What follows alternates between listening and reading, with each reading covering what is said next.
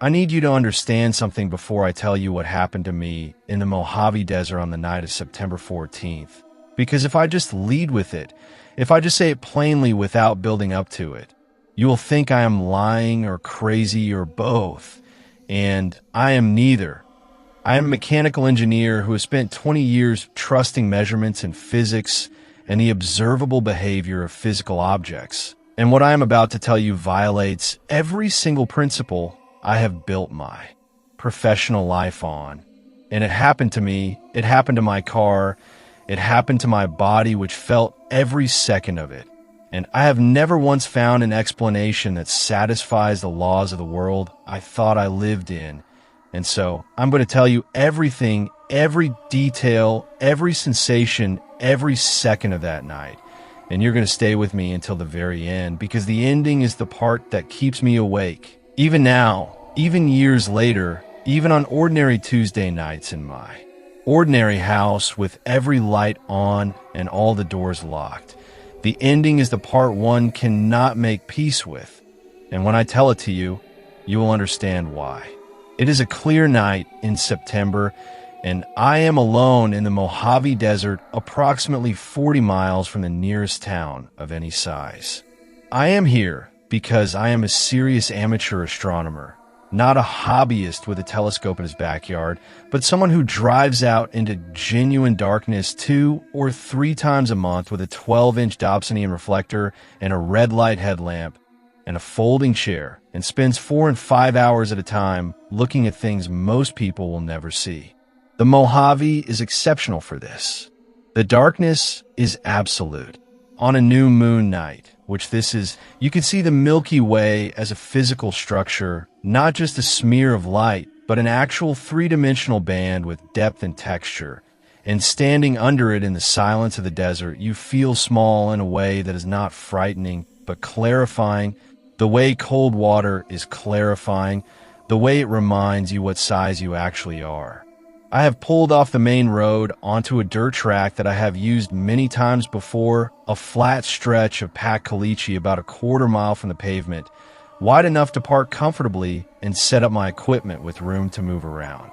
My car is a heavy 4-door sedan, a dark blue one, and I have parked it facing north so my equipment is in the trunk and my folding table is set up to the west. It is approximately 10:15 in the evening. The temperature has dropped from the day's high of 94 to about 61 degrees, which is typical. The desert loses heat fast. I have my jacket. I have water. I have been out here many times, and I am completely comfortable. The sky tonight is exceptional. The seeing conditions, which is the astronomer's term for atmospheric stability, are among the best I have experienced in 3 years of coming to this site. I have been looking at deep sky objects in the constellation Sagittarius for about an hour and a half, working through a list of Messier objects, the globular clusters, and nebulae that crowd that direction of sky because it points toward the galactic center. I am in the kind of focused, absorbed state that good astronomy produces, where an hour passes like 15 minutes and you're not thinking about anything except what you are looking at. And then the desert goes completely silent. I notice it because the desert is never truly silent. There are insects. There are always insects, even in September, a low background frequency of desert crickets and other things I cannot name that create a continuous ambient texture of sound. And wind, always some wind, the occasional gust that makes my equipment tremble. Distant highway sound, very faint, the white noise of trucks on the interstate 6 miles south. These sounds are so constant that I stop hearing them consciously. They become the baseline, the silence under everything. And when they stop, all of them simultaneously, the absence is so total and so sudden that I physically flinch away from my eyepiece and stand upright. The silence is wrong, not peaceful, not the silence of a quiet night. The silence of a room where someone has just stopped breathing. A held silence. A silence with pressure behind it. I stand next to my telescope with my red lamp on, and I listen, and I hear absolutely nothing. and the nothing is loud in a way that makes no sense, but is completely real, and every hair on my arms is standing up, and I am a rational man who does not believe in premonitions or intuitions, and my body is telling me something is wrong with a certainty that bypasses thought entirely. I look up from the eyepiece and look at the sky, and the sky is wrong too. Not wrong in a way I can immediately name. I am looking at the same stars I've been looking at all night. They are in their correct positions. Nothing has moved or changed, but there is a quality to the light reaching me that is different, a slight difference in color temperature or intensity that I cannot quantify and cannot explain and cannot fully even describe, except to say that the starlight looks closer. Like the sky has dropped 50 feet, and then my car moves.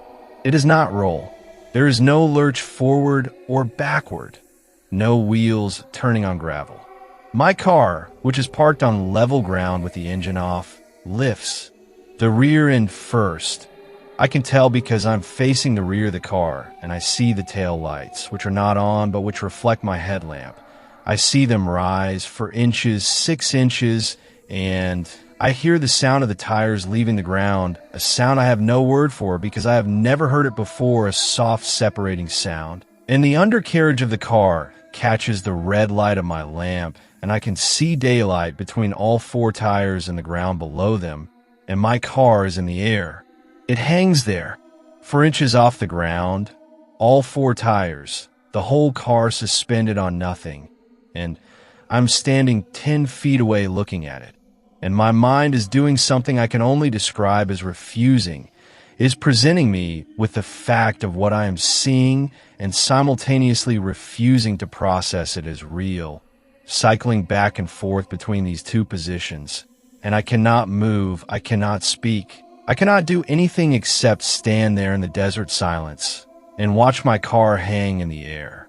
It is in the air for what I later estimate is between 8 and 12 seconds.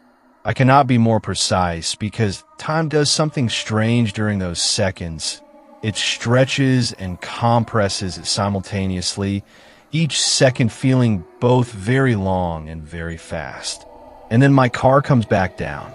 Not dropped, not released, set down. The distinction matters. It matters enormously because dropped implies loss of control, and what I experience is the opposite. I experience my car being placed back onto the ground with a deliberateness, a care, the tires making contact in sequence. Not all at once, front left, front right, rear left, rear right, each one settling onto the caliche with a soft compression. The way you would set down a tray of glasses you didn't want to rattle. Gently, intentionally, by something that did not want to damage it. The insects come back, all at once, immediately, as though a switch has been thrown, the full chorus of desert sound returning in a single instant, the crickets, the wind, the distant highway, all of it back at full volume. And I'm standing in the ordinary desert night, next my telescope in the red light of my headlamp, and my car is sitting on the ground in front of me, and I am shaking so hard I have to sit down in my folding chair because my knees will not hold me. I sit there for a long time. I'm trying to think. I run through every physical explanation I have. Localized seismic event, a small tremor, but tremors don't lift objects off the ground. They shake horizontally, and the ground under my feet was completely still during the entire event. I checked this memory very carefully. The ground did not move. Gas pocket release from the desert floor, but gas releases create force in one direction and scatter. They do not lift a 2-ton vehicle smoothly and set it back down with care. Some kind of atmospheric pressure anomaly, a microburst, or a whirlwind, but there was no wind. The silence before the event was total, and a wind capable of lifting a car would have thrown my equipment across the desert. I have no explanation. I go through this list many times, sitting in my chair in the silent desert, and I arrive at nothing. I get up after what I think is about 20 minutes, and I inspect the car. I walk around it with my lamp. The tires are seated normally. The undercarriage shows no damage. The body is undamaged. Everything is exactly as it was before, with one exception that I almost miss. And when I find it, I stand in the dark holding my lamp very close to it for a very long time. There are marks on the roof of my car. On the top surface, the painted metal of the roof, evenly distributed across the width of it. Two parallel rows of impressions, shallow but definite, pressed into the metal. Not scratched, not scraped, but pressed, as though from below a surface, as though something with weight and structure came down onto the roof from above during those 8 to 12 seconds and rested there, and then lifted away. The impressions are approximately oval. They are not the random dents of debris. They are arranged with a spacing and regularity that is not random. I count them in the lamplight, 10 on the left, 10 on the right, running the full length of the roof from front edge to rear edge, and I crouch there in the dark, counting them again and again, hoping to get a different number, and I always get the same one. I pack up my equipment, and I drive to the highway, and I do not stop until I reach a gas station with bright lights and other people, and I sit in the parking lot until my hand stops shaking enough to hold a cup of coffee.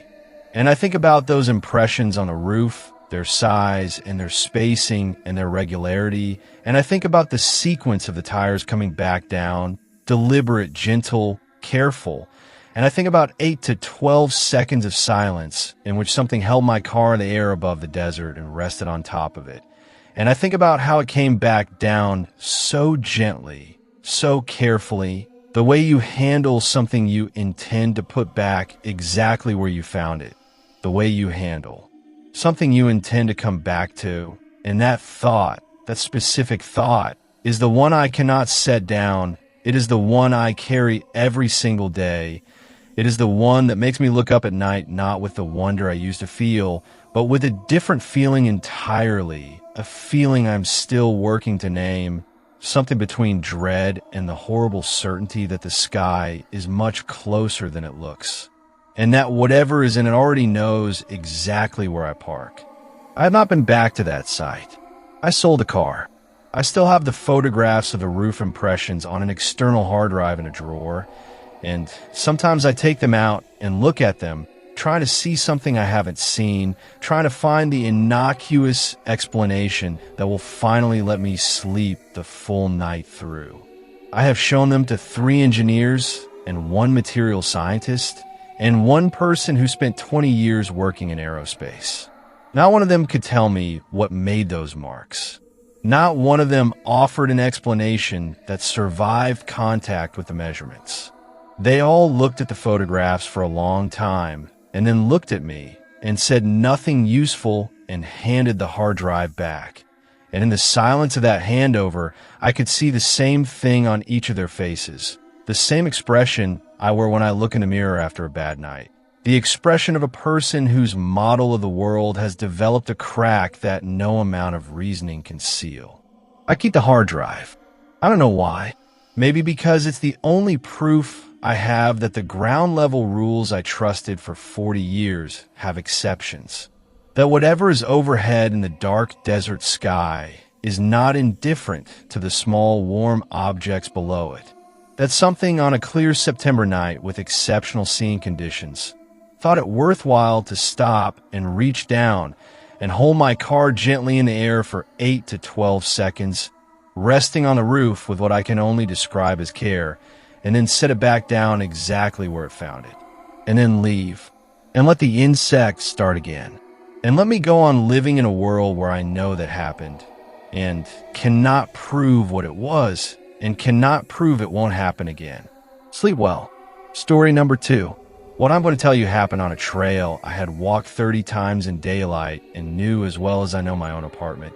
And I want you to hold that detail. I want you to hold it and not let go of it, because the horror of what I found in those woods is only fully comprehensible when you understand that I was not in unfamiliar territory. I was not the careless hiker who ignored warnings and went somewhere he shouldn't have. I was on a trail I loved in a forest I trusted, and that forest showed me something that should not exist under any framework I have for how the world works.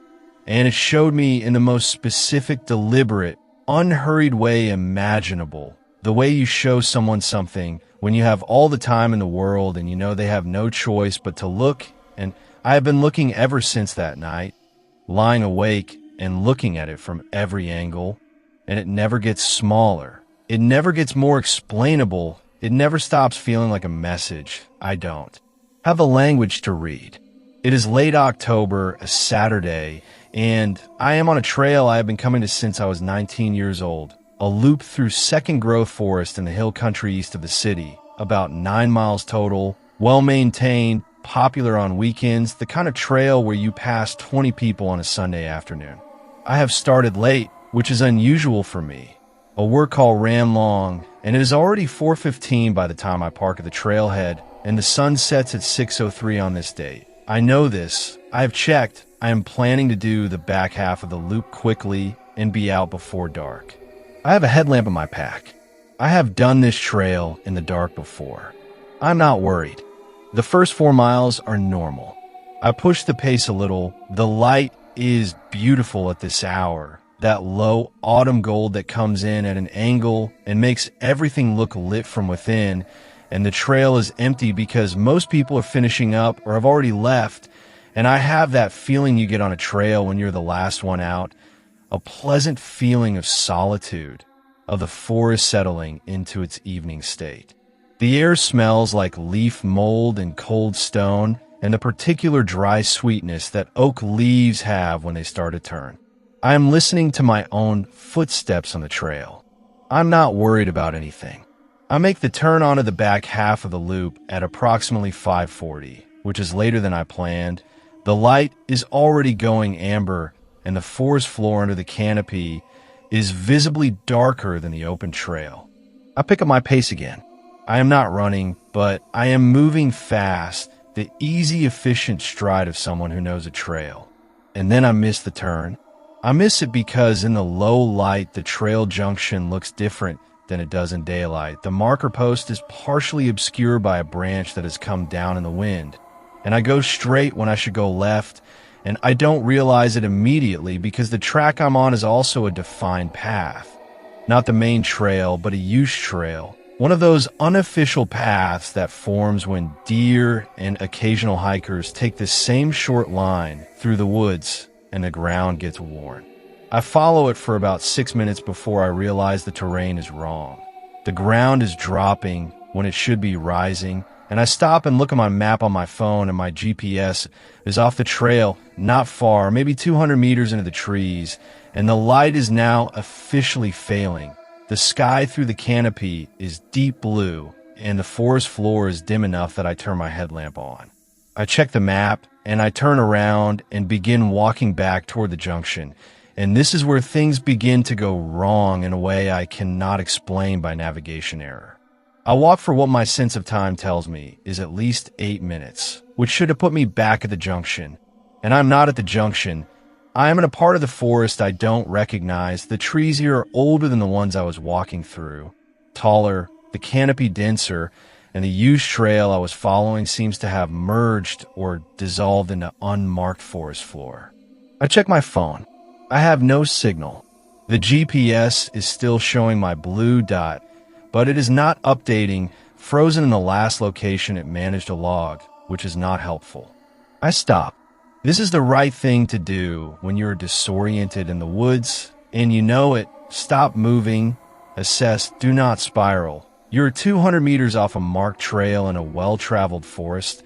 This is not a survival situation. This is an inconvenience. I turn my headlamp to full brightness, and I look around me, and I try to identify landmarks. The trees are hardwoods, oak and maple, large ones, the trunks 2 feet or more across. The ground is covered in leaves, and there is a slight slope downhill to my northeast. I choose to walk across the slope rather than down it, which should bring me back toward the elevation the trail runs along, and I start moving. I walk for a long time, longer than makes sense. The forest does not look familiar in any direction. The slope I am traversing does not bring me to the trail. My headlamp makes a bright circle ahead of me, and everything outside that circle is absolute black. The kind of darkness that feels material, that feels like it has weight, and the sounds of the forest at night are different from daylight sounds, louder somehow, the snapping of twigs and the movement of things I cannot see, and I'm beginning to feel the first real edge of fear, not panic, not yet, but the cold awareness that I am lost in the dark in the woods, and I do not know how lost. And then I smell food.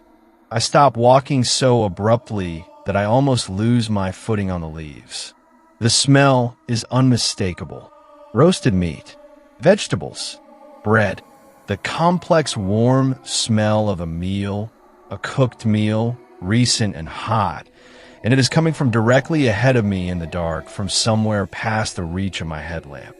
I stand there and I breathe and I smell it again, and it is completely real, completely specific, not the memory of a smell or the suggestion of one, but a full olfactory experience, the smell of food that was cooked recently and is still warm.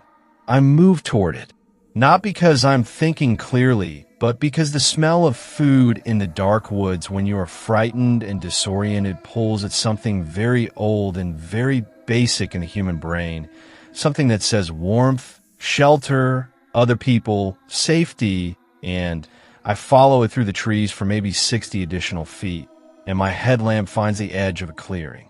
The clearing is a natural one, not large, maybe 30 feet across, roughly oval, the trees pulling back from circular space where the grass is short and even kept short by what I cannot tell in the dark.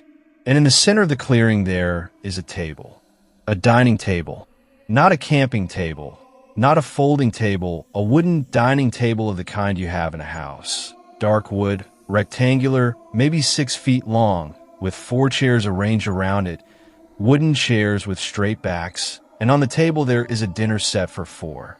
I stand at the edge of the clearing for a long time before I go closer. Long enough to establish that there is no one at the table, no one visible anywhere in the clearing, no light source other than my headlamp. Then I walk toward the table and I look at what is on it. For plates, ceramic, white, with food on each one. Roasted chicken, what appears to be roasted potatoes and carrots, a green vegetable I cannot identify in the lamp's beam. For glasses filled with water or wine, I cannot tell which from a distance. A cloth in the center of the table, a runner of pale fabric. A candle in the center, white, in a glass holder, extinguished but with a wax pool still liquid around the wick, still warm when I touch the edge of the glass with one finger. The food is warm. I hold my hand 6 inches above the plate closest to me, and the heat radiating from it is unmistakable. This food was cooked recently, very recently. Whatever put it here within the last 20 or 30 minutes. I look at the chairs. The chairs have been pushed back from the table slightly, not fully pushed in, not the way you would arrange a table for guests who have not yet arrived, but the way chairs end up when people have been sitting in them and stood up, pushed back with the easy casualness of movement, as if 4 people were sitting at this table in the dark clearing in the woods and stood up when they heard me coming. I look at the plates again. 3 of the 4 plates have food on them that looks fully intact, not eaten. The 4th plate, the one nearest to where I am standing, has less food on it than the others, as if someone ate some of it before leaving. I back away from the table. I back across the clearing, and I stand at the tree line, and I turn my headlamp off. Total darkness. I wait. I let my eyes try to adjust. Slowly the clearing comes into partial resolution in the starlight coming through the canopy gap, the pale shape of the tablecloth, the dark shapes of the chairs and plates. Nothing moves. I stand there for a time I cannot measure, listening to the forest, and the forest sounds normal night sounds, no movement nearby, no voices, nothing. I turn my headlamp back on, and I look at the tree line on the opposite side of the clearing, and there are marks on the bark of the nearest large oak, at about a height, 4 of them, horizontal scratches, parallel and evenly spaced, the kind of marks that could be an animal, but are too regular, too intentional, too precisely spaced for any animal I know. I look at the next tree. More marks, same height, same spacing. I look at the trees flanking the clearing on both sides, and every one of them has marks. The clearing is ringed with them. Whatever made those marks moved around the full circumference of the clearing, pausing at each tree, marking each one the same way. I find a trail 11 minutes later. I do not understand how. The trail appears as though placed in front of me. I make a turn between two large oaks that I have no particular reason to make, and there it is, the packed earth and the trail marker post, the familiar path. I run the remaining 2 miles to the trailhead. I reach my car at 7:51, well past full dark. I tell 2 people about what I found. One of them comes with me the following weekend in daylight to look for the clearing. We find it. The table is gone. The chairs are gone. The plates, the candle, the cloth runner, everything is gone. The grass of the clearing is flattened in a way consistent with something heavy having stood there, a rectangular compression that matches the footprint of a large table. And the marks on the trees are still there, every one of them, ringing the clearing at a height all the way around. We count 31 trees with marks. Complete circle. I research the forest. No permits for events in that sector. No hiking groups. No outdoor dining clubs. Nothing. I contact the Parks Department. They have no record of any authorized use of that area. I describe the marks on the trees to a wildlife biologist I find through University Extension Program, and she tells me no North American animal makes marks of that regularity and spacing at that height. She rules out bear. She rules out deer rub. She says the spacing suggests something with a regular interval, mechanical or deliberate. I think about the pushed back chairs most often. That detail more than any other. Because a table set for guests who haven't arrived, yet would have chairs pushed in, waiting, formal. Chairs pushed back the way these were pushed back means people were sitting there. People who got up when I approached, taking the food, taking every single thing with them, in whatever time elapsed between when I smelled the food and when I broke into the clearing, leaving nothing but 4 warm plates and an extinguished candle with a still liquid wax pool and 1 plate that someone had been eating from. And then waited somewhere outside my headlamp's range in the forest around the clearing while I stood in the dark with my lamp off looking at a tablecloth in the starlight. I don't go to that trail anymore. Not because I don't love it, I still love it, but because the experience of walking it now is contaminated by the knowledge that somewhere in those trees there's a clearing that sometimes has a table in it, and the table sometimes has food on it, and something sits at that table in the dark woods and eats, and when it hears you coming it takes the table away and stands in the trees and waits for you to leave. And what I cannot stop thinking about, what I cannot make small or manageable or okay, is the chair that was pushed back with food still on the plate. Because that chair was the one closest to where I was standing when I arrived. And the food on that plate was partially eaten. And I wonder who was sitting in that chair. I wonder what they were looking at across the table, into the dark forest in the direction I was approaching from. I wonder how long they had been watching me make my way through the trees toward the clearing before I arrived.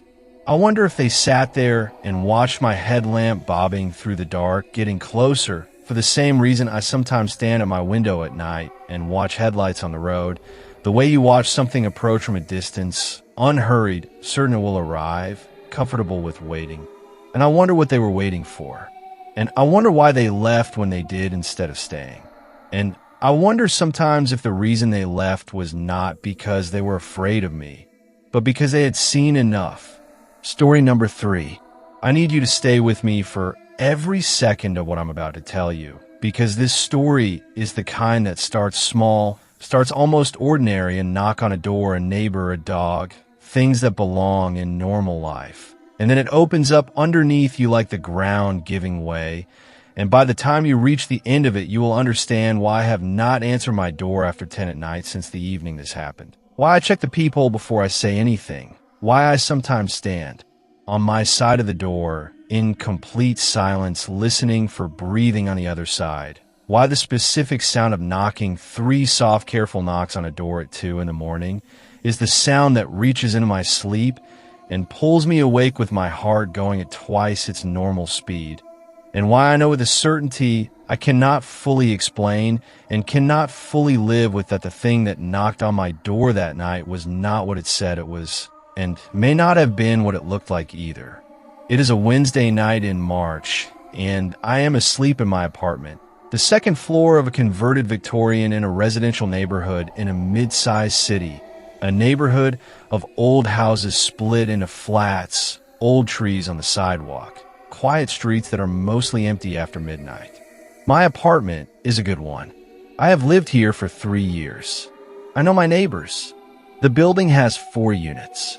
Below me on the ground floor left is an older woman named Mrs. Calloway, who keeps irregular hours and collects plants.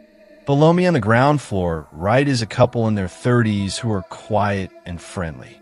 Above me on the 3rd floor is a man named Daniel who works in tech and travels frequently, often gone for weeks at a time. I know this building. I know the sound it makes.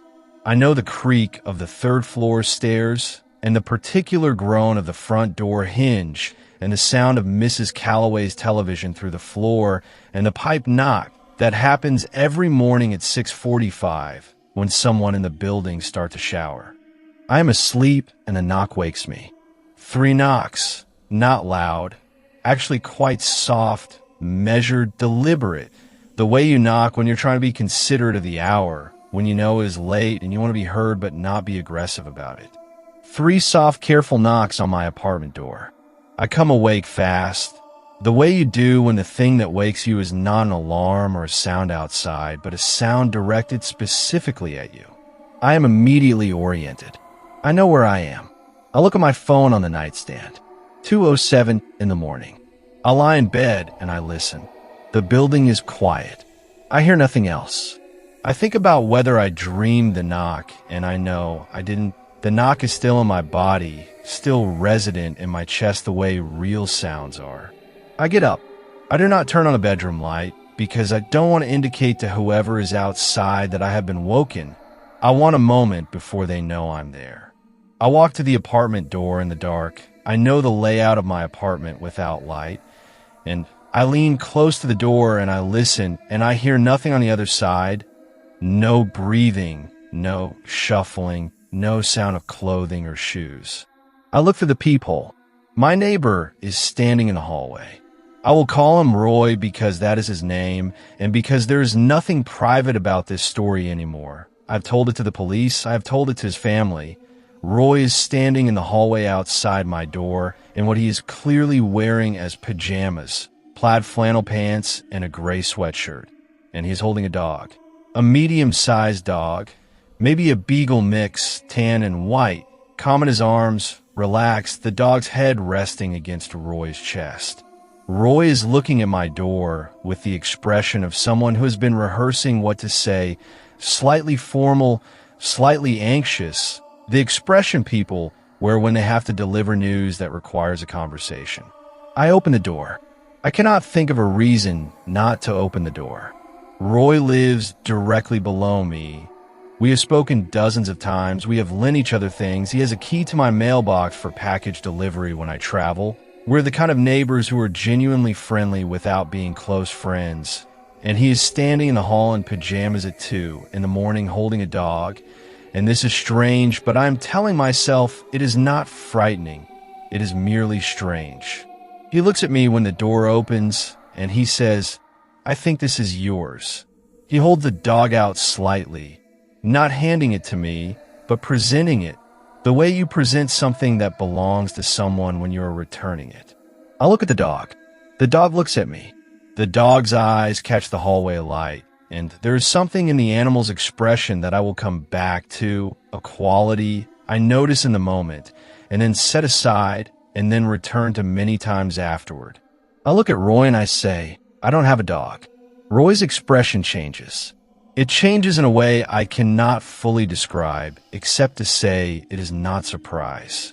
It is something more like recalibration, the tiny adjustment of a person who has received information that does not fit the plan they arrived with, who is now computing very quickly what to do next. He looks down at the dog in his arms. He looks back at me. He says, "I found him scratching at your door." I say, "I don't have a dog. I've never had a dog. I'm not allowed to have pets in this lease." I say it carefully because the conversation has taken on a quality that requires care, that requires precision, and I don't fully know why yet, but my body knows before my mind does. My body is registering something that my conscious brain is still trying to find the correct category for. Roy looks at the dog again, and then he looks back up at me, and he smiles, and the smile is the thing. The smile is the moment the floor gives way. Because it is Roy's face, I know Roy's face well, and the smile is wearing Roy's face the way a costume wears a face. It is sitting on his features in the right positions, lips moving correctly, eyes crinkling in the right places, but there is something behind it or something missing from it that I cannot immediately name and cannot stop seeing. The way you cannot stop seeing the wrong thing in one of those optical illusions once someone shows you what to look for. The smile is Roy's, and it is not Roy's simultaneously in a way that makes my stomach drop 6 inches in the span of 1 second. He says, "Must have gotten confused," and he keeps smiling, and I say, "Yeah, probably," and I say, "Is everything okay? Are you okay?" And he says, "Yes, fine. Sorry to wake you." And he keeps the dog against his chest, and he turns and he walks back down the hall toward the stairs, and I watch him go, and I close my door and I lock it, both locks, the knob lock and the deadbolt. And I stand on my side of the door in the dark, and I listen to his footsteps going down the stairs, and I stand there until I cannot hear them anymore. And then I try to go back to sleep, and I cannot. And at around 3:30 in the morning, I realize why I cannot sleep. I realize what my brain has been working on since the moment I closed the door, the thing it has been processing while I lay in bed, trying to convince myself everything was normal. Roy is not home. Roy has been in Singapore for 11 days. Roy told me himself, 10 days ago in the lobby, he was going to Singapore for 2 weeks for a work project. He told me the return date. He gave me a spare key and asked me to check his mail. His mail is on my kitchen table. I picked it up yesterday. Roy does not return for 3 more days. I know this with complete certainty. I stand in my dark apartment, and I know this with complete certainty, and I feel the full weight of what that means fall onto me in the dark. Every implication at once. Who was in the hallway? What was wearing Roy's face and Roy's pajamas and Roy's smile at 2 in the morning? Why it had a dog, what the dog's eyes meant when they met mine, the quality I noticed and set aside. A stillness in the animal that was not the stillness of a calm dog, but something else, a watchfulness that didn't belong. In a dog's eyes, something that looked at me from inside the dog's eyes the way something might look through a window from inside a dark house. I call Roy. His phone rings 4 times, and he answers from Singapore, groggy. Time difference. He was asleep. I can hear a hotel room in his voice. I asked him if he gave anyone access to his apartment while he was away, and he says no. Only me. What's wrong? And I say someone was in your apartment tonight. And he says what? And I say I need you to call someone to check the apartment. And he says what happened? And I say there was a man who looked like you in the hallway at 2 in the morning, and Roy does not say anything for a long time. And then he says that is not possible, and I say I know. The police check Roy's apartment the next morning. No sign of entry. The locks are intact. Nothing disturbed inside. They check the building cameras. The hallway camera outside my apartment shows my door opening at 2:09 a.m. from the inside. It shows me standing in my open doorway. It does not show anyone in the hallway. It does not show Roy or anyone wearing Roy's face or a dog. The camera is working correctly. The timestamp is correct. The camera shows me standing alone in my open doorway at 2 in the morning, speaking, gesturing slightly, my head moving as if tracking something moving away from me down the hall. and then closing the door. I have watched that footage many times. I have watched myself speak to the empty hallway. I have watched myself track the movement of something the camera cannot see. I have watched the door close, and I try to find the explanation that makes this footage and my memory reconcilable within the rules of the world I understand, and I have not found it, and I have not stopped looking. Roy returns 3 days later. I tell him the whole story in person. He listens, and his face, his real face, the face I know, goes through something complicated. And at the end, he says something I have not told many people because I don't know what to do with it, and I'm not sure it helps. He says that in Singapore, on the night this happened, he had a dream, a very specific dream. He was standing in a dark hallway holding a dog. He was standing in front of a door. He was about to knock, and then he woke up. He woke up in his hotel room in Singapore on the other side of the world, and the dream was so vivid that he checked the time on his phone. He remembers doing this, and the time was 2:17 a.m. Singapore Standard Time, which is 14 hours ahead, which makes it 2:17 a.m. local time here. 8 minutes after my door opened to an empty hallway. I did not know what knocked on my door. I did not know what wore Roy's face and held a dog and told me in Roy's voice that it found the dog scratching at my door. I do not know what the dog was, and I do not know why its eyes looked the way they looked. That quality I still don't have a word for, that not quite right stillness, that looking through. I do not know why the hallway camera shows me speaking to empty air.